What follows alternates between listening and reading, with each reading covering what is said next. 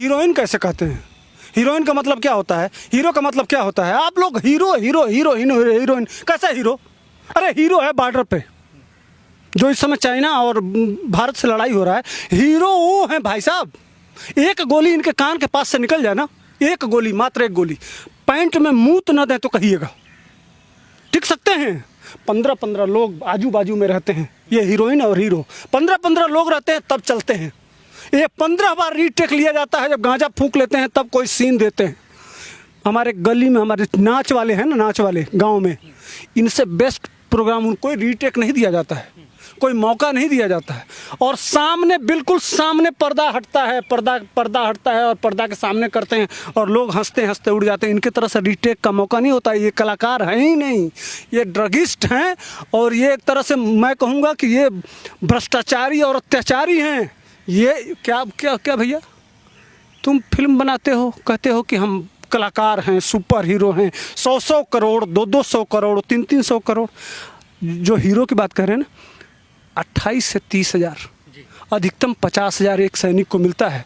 वह कभी जिंदगी में करोड़ नहीं देखता है। इस देश को समझना चाहिए और जानना चाहिए, वह कभी करोड़ देखता नहीं है। लेकिन जब आगे कदम बढ़ा देता है बॉर्डर पे, तो कदम पीछे नहीं होता है, खुशी खुशी इस माँ भारती के नाम पे शहीद हो जाता है। वह हीरो है। ये हीरो नहीं हो सकते हमारे देश के, हमारे समाज के हीरो नहीं हो सकते हैं।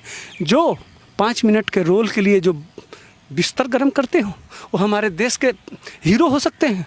अरे एक एक माताएं हैं, विधवा हो जाती हैं, शहीद हो जाती हैं, लेकिन पूरी जिंदगी किसी के चेहरे की तरफ उठा के नहीं देखती हैं, उनके उंगलियां नहीं उठाई जाती हैं। और वो हीरो हैं, वो नारी है, छतरानी हैं, जो जौहर व्रत करना जानती हैं, जो 5-5 मिनट के लिए बिस्तर पे चली जाती हैं। उनको आप हीरो कहेंगे? उनको हीरोइन करें? हीरोइन का मतलब होता है वीरांगना।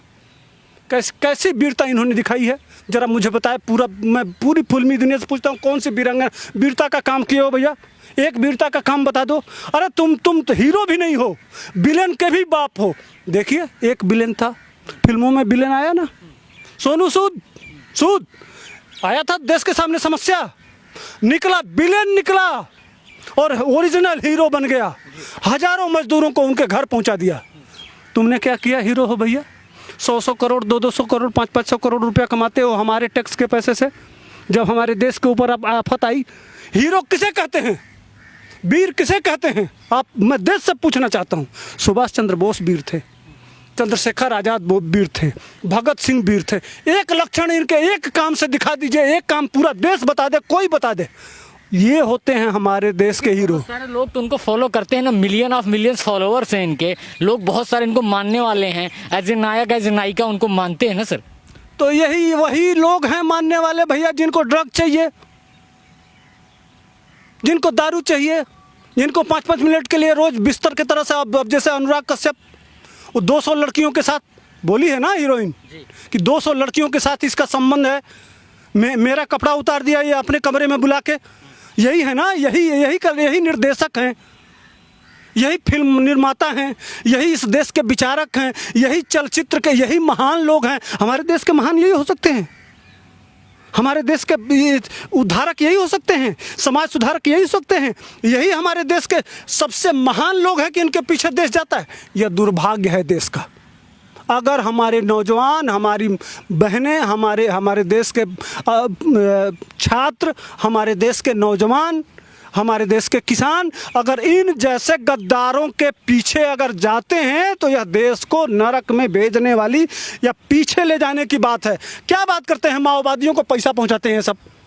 मैं आज खुले चैलेंज करता हूं, अनुराग कश्यप, सारे जितने ये डायरेक्टर हैं, हर महीने कम से कम 20 से 25 करोड़ इकट्ठा करता है रुपया, और ये कहाँ पहुंचाता है? जितने देश में नक्सली हैं, नक्सलियों को हथियार कहाँ से मिलता है? कौन ले जाता है? कौन पहुंचाता है? कौन देता है? कौन देता है भाई साहब? ये अनुराग कश्यप देता है, जो लड़कियों को, जो 200 लड़कियों से अवैध संबंध बनाता है, जो कल अब मुकदमा लिखा जाएगा, जेल जाएगा, ये हथियार सप्लाई का काम करता है। आज मैं एकदम इसकी जांच करवा लीजिए, अगर मेरी बात सही ना निकले तो कहिएगा, पक्का मैं कह रहा हूँ। लेकिन जिस तरह से अगर यही बात है तो बात ये भी निकल के आती है कि संसद भवन के पटल पर जया बच्चन कहती हैं कि बॉलीवुड को बदनाम किया जा रहा। आज दीपिका पादुकोण हो, श्रद्धा कपूर हो, सिमोन खम्बाटा हो या 90s ज़माने की हीरोइनें हो, सब ड्रग्स में लिप्त हैं। अब बोल नहीं रही, ऐसा क्यों पांडे जी? अच्छा, ये किस बात का बदनाम किया जा रहा है? कैसा बदनाम? नाम हो तब न बदनाम कर, कैसा बदनाम भाई?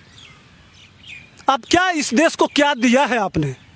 अब एक बात बताइए, आप फिल्म बनाती हैं, नाचती हैं, उस पर लोग थोड़ा सा ताली पीट देते हैं, तो उस पर आप कहती हैं हम हीरोइन हैं।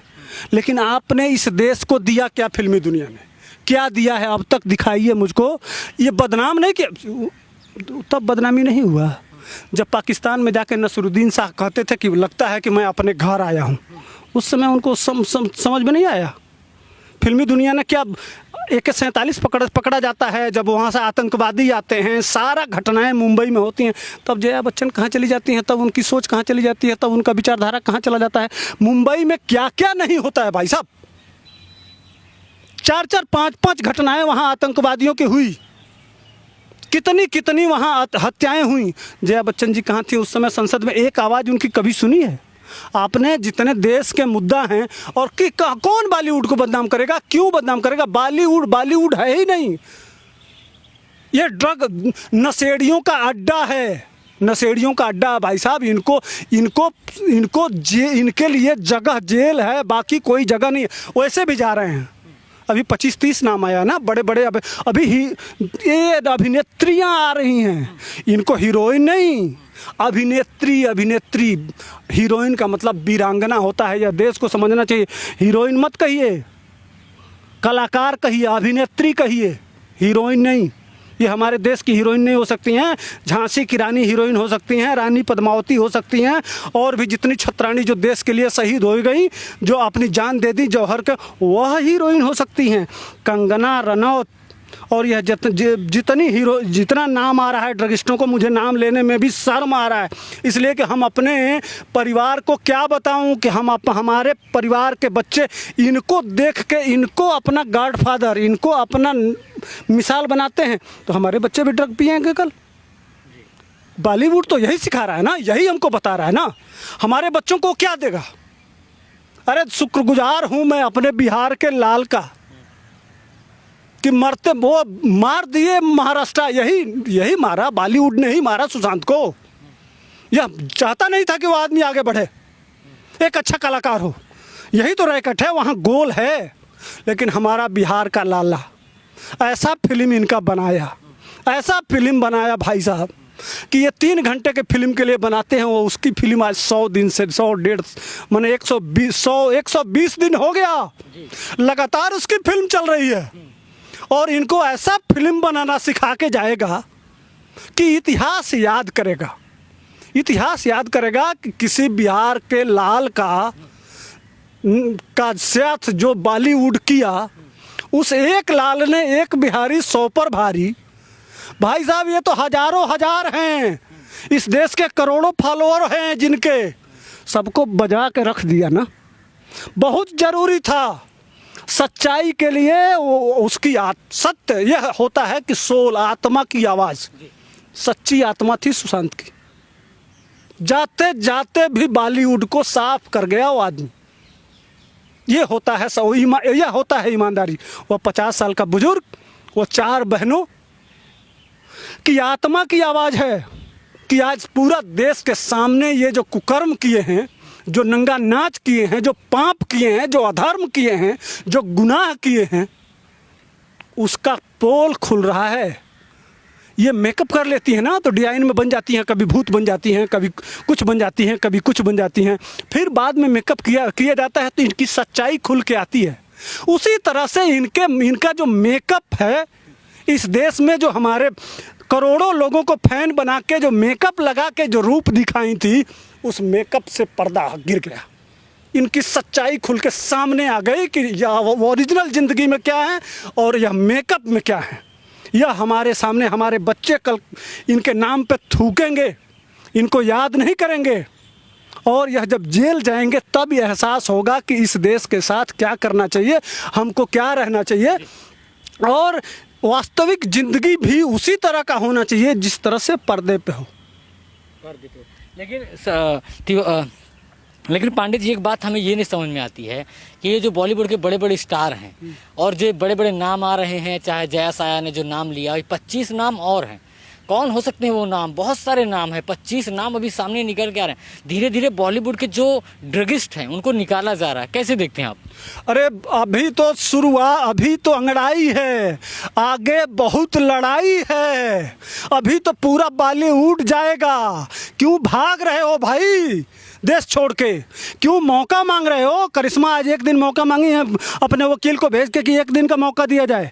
कंगना रनौत मौका मांग रही हैं, सारे लोग। अभी रणबीर कपूर, रणबीर सिंह, जितने बड़े बड़े ये जितने चड्ढी चड्ढा गैंग हैं, जितने ये रैकेट है बड़े बड़े, करोड़ों करोड़ों रुपया के PR कंपनी पे इनके प्रचार में, इनके प्रमोशन में PR कंपनियां करोड़ों करोड़ों रुपया लगाती हैं इनके नाम के आगे।